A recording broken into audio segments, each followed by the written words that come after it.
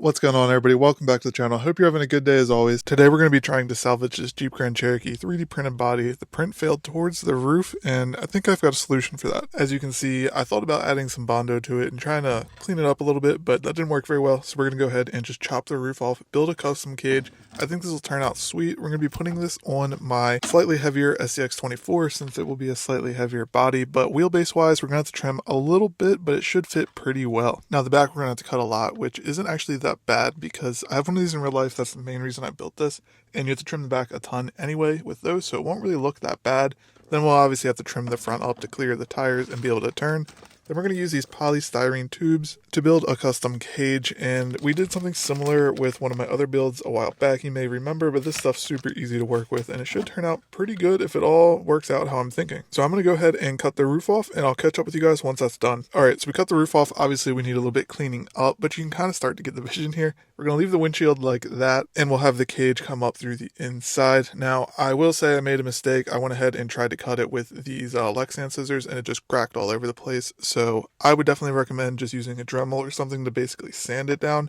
But I've gone ahead and cleaned up all of the edges now besides the windshield, and it looks much better. To be fair, we started at a terrible spot with a Bondo covered roof, so it wasn't really going to get worse. It's only got room to go up from here. The Dremel was definitely the way to go to clean everything up. It works much, much better. And with everything cleaned up, you can kind of start to get the vision, and I cleaned up the windshield, and you see where we're going to have to cut. We've got to cut a ton off of the back of this thing. Once I reprint this for a not chopped up version, I'm going to have to scale it up just a little bit to make a little bit more room. And then the front we'll probably have to cut behind the wheel wells and take the whole front bumper off, which really isn't that bad. And just like that, the rear is trimmed. It's not finalized. It's a little bit rough, but I just got it to where I think we're going to have it kind of like a comp cut on a full size rig. So we've got plenty of room back there. I've gone ahead and put a plate in the bottom of this. This will give us a starting point to build our cage off of, and it'll also conceal all the wires and electronics and everything underneath. I did want to go a little bit lower with this plate, but to clear all of the motors and everything like that, we don't really have room to go lower, so this is as low as it's going to go.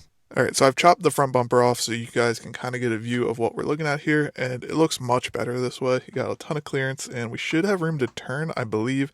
The back I cleaned up a little bit, and I'm liking how that turned out. So now I'm going to get the first couple parts of the cage put together, and as you can see, we're kind of going for more of a JK Wrangler JL style cage on this, and I've actually found some pictures I'm taking some inspiration from, but I'm liking how this is looking. You gotta kind of trust the process on this. Now that we've wrapped it up a little bit more, you can kind of see where the vision's going here. This is just the basic framework for the cage. Now we're going to go ahead and add an interior as well, and then we're going to add some more tubing on the roof just to make it look a little bit more realistic. And just like that, we've added the roof tubes, and this thing is turning out sweet. Once it's all painted up, it'll definitely look a lot better. But for just cutting up some plastic rods and putting it together, I'm super happy with how this thing's turning out. Now we are going to have to go ahead and take these like slider things off the frame just to make this sit a little bit lower. And that shouldn't be too bad. I'll have to figure out where to remount all the electronics like the ESC and the receiver and everything. But that's a problem for later in this video. So I felt the interior needed a little bit more detail than just the driver I'm going to add, so I went ahead and 3D printed out one of these fuel cell files and shaped it down to where it fits in the back here, and it looks really cool. It adds a little bit more detail to the inside, doesn't make it look like it's just a flat piece of plastic in there. And I've also gone ahead and cut up a deadbolt. The interior I pretty much cut out, and then it didn't fit, so I cut the driver out of it, and it fits pretty well. It actually looks really, really scale. It's pretty much the perfect size. I didn't really know what I was going to do for the driver, but I'm pretty happy with this, and it'll blend in a lot better once we paint the whole interior black. Speaking of paint, I've gone ahead and taped off some of the areas that I don't want to hit with the blue. I'm sure we'll get a little bit of overspray on the inside there, but that's not much of an issue because we're painting it all black anyway.